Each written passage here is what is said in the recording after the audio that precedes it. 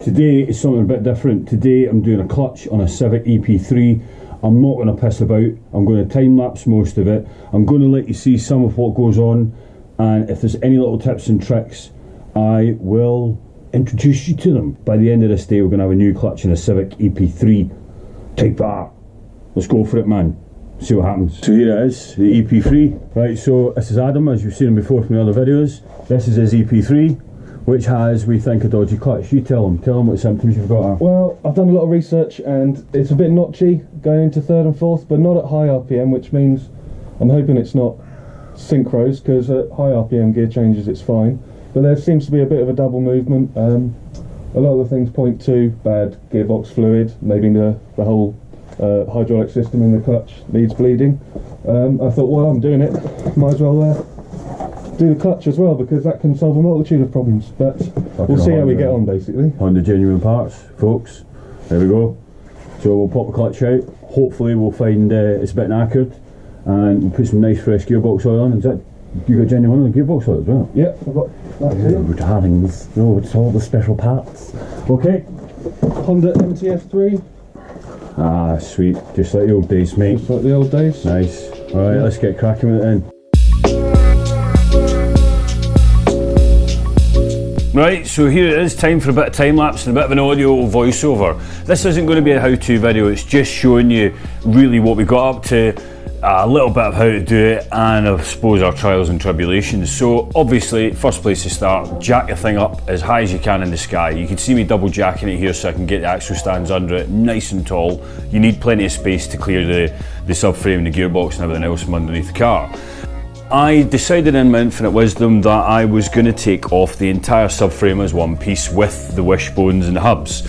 We'll come back to that a little bit later on, maybe not the best idea, but you'll see why when we get there. So I start on one side, I'm undoing the top of the McPherson strut bolts, the 4 bolts and 2 bolts and 2 nuts that are different sizes, God knows why. I think they're like 18, 19, 21 and 22 millimeters between them.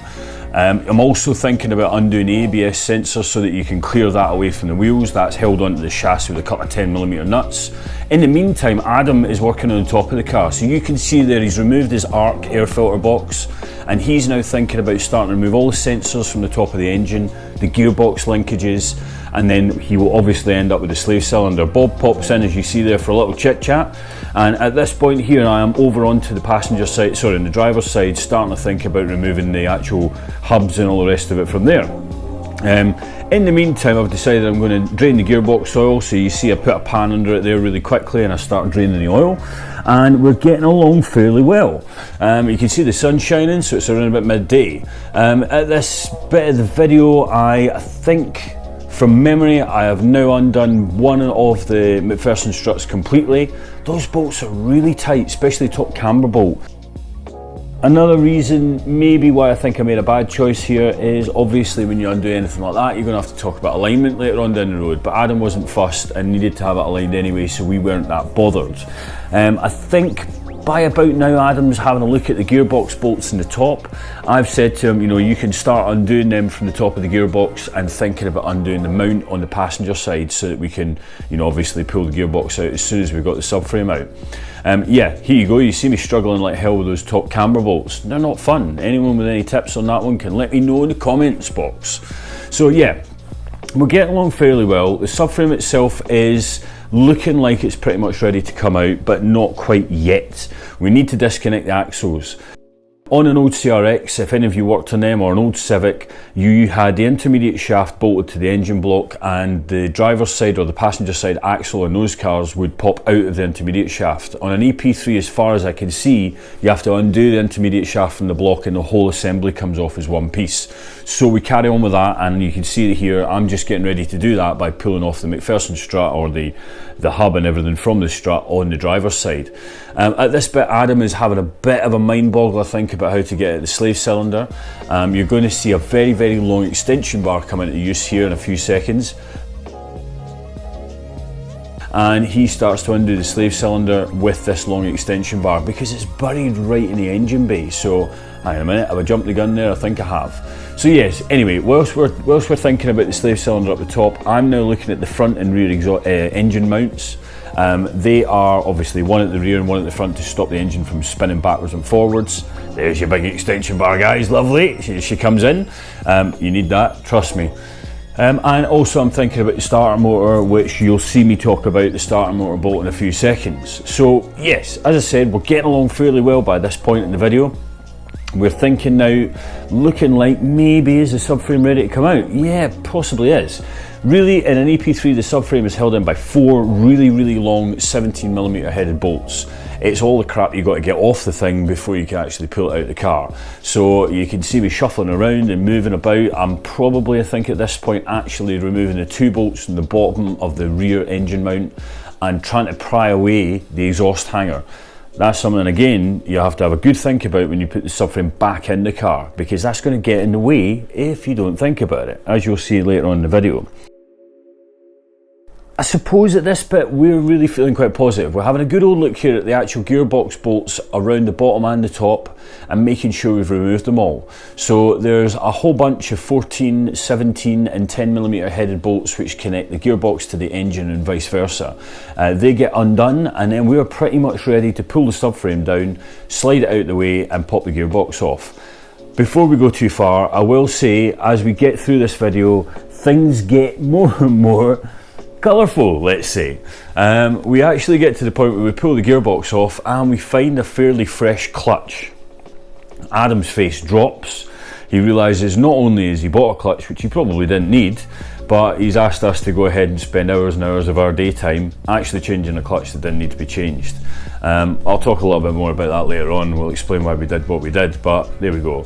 There's always one bloody bolt. You can see me struggling like hell here on the front subframe bolt on the driver's side. That's the one under the headlight. It's one of those bolts that creaks on every half turn and feels like it just doesn't want to come out. Man, copper grease goes a long way to help this. So as you can see, we've got jacks under the subframe now and we are starting to pull it out. So we're going to pull the subframe out, slide it out the way, unbolt the gearbox, and Bob is your uncle, well, he's my neighbour, and Fanny is your aunt, I don't know who she is, but the gearbox comes out and we're rocking. Okay, so we've just pulled out the subframe. Apart from undoing bolts, a couple of little pointers for you. First of all, don't forget to undo the exhaust rubber bung at the back, not the bung, what's it called, man? The exhaust hanger. Fuck mate, that's a nightmare if you don't undo that. Second of all, if you've got air conditioning in your EP3, there are 2 nuts which hold the air conditioning pipe on the front of the subframe near the front gearbox mount. Undo them first for obvious reasons, or you're going to end up trying to balance a subframe and undo them. Don't ask us how we know. We are pretty much about 20 minutes away from getting the gearbox out and we've been at it about 2.5 hours now. Right, after a bit of struggling, once the subframe comes out, and a few more bolts are undone, you get a gearbox out, mate. Right. It's not attached to anything, is it? No, it's completely free.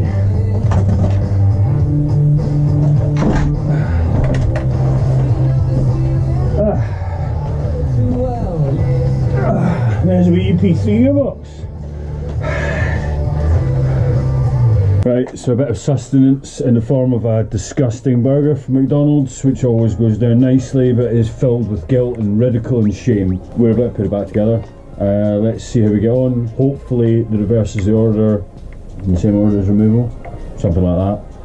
I'm not looking forward to putting this subframe in. Yeah, the reverse removal. Yeah, but we'll see how we get on. Hopefully it won't be too grievous, now we know what we're doing.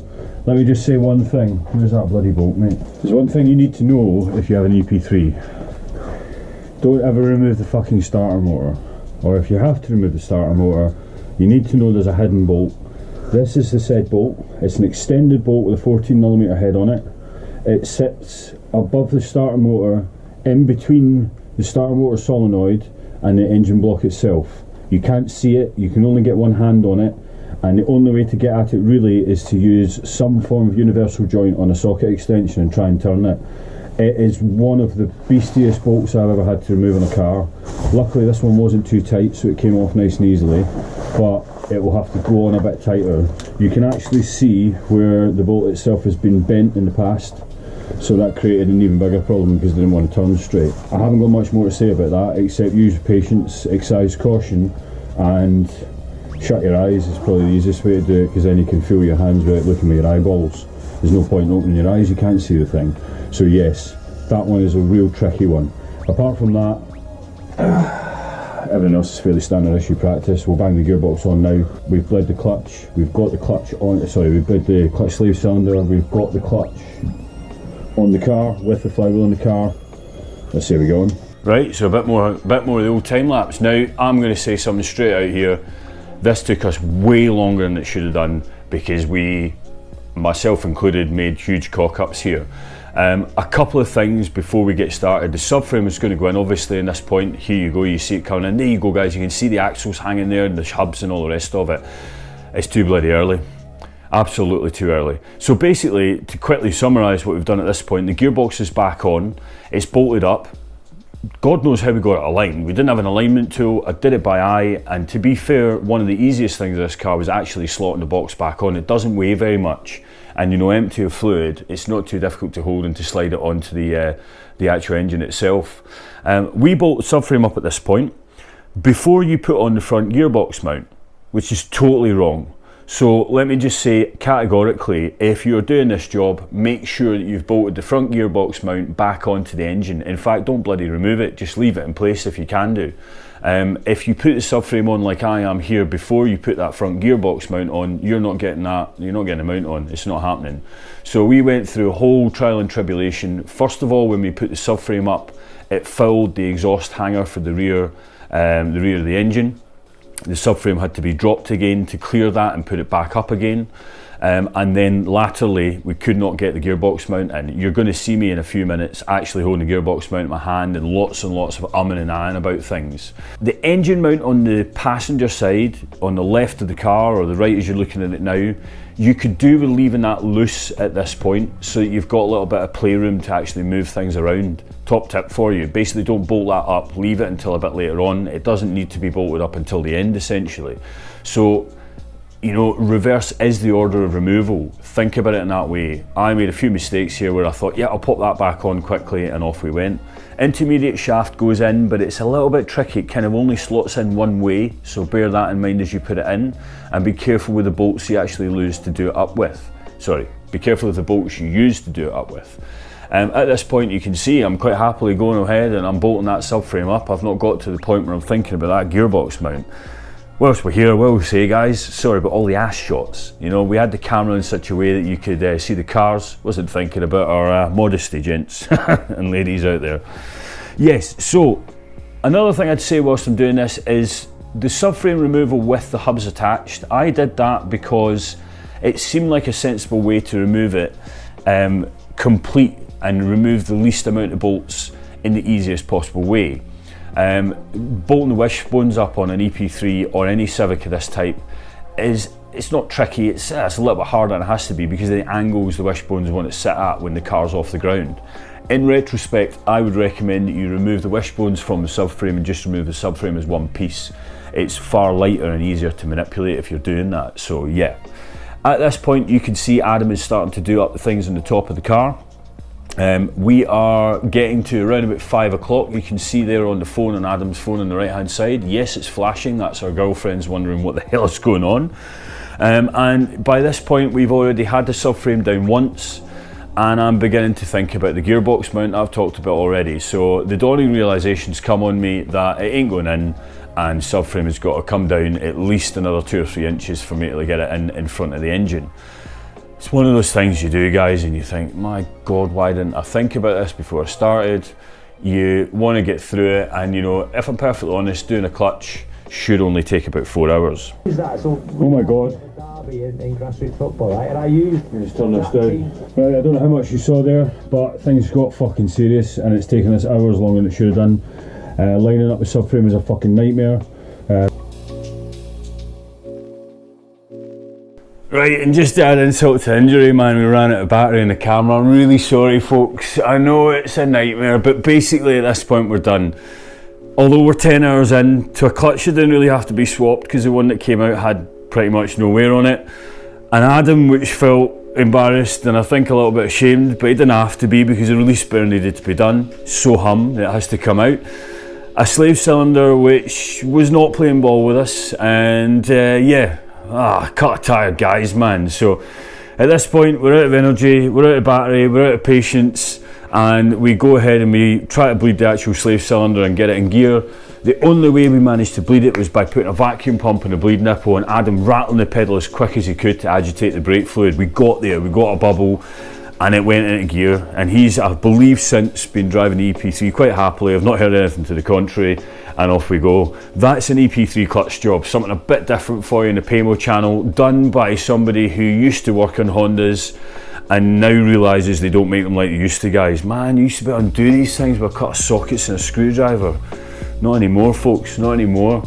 Listen to what I've said, if you do this job yourself, if you're doing a clutch swap, follow everything you do it exactly in reverse of removal, and then it should go back together much easier. And like I said earlier on in the video, take the hubs off a subframe, man, it's way easier to manipulate it when you put it back in. I hope you enjoyed watching, I hope it helped you teach you something if you've never done this sort of thing before, and I hope you EP3 owners out there who might have popped into this channel can come along and have a bit of a laugh at a couple of guys who made a bit of a cock up of this job.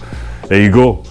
On to the next one, hopefully it'll be a BMW. You might see some more of the EP3, you might not. We'll see what happens, but thanks for watching as always, and Paymo out.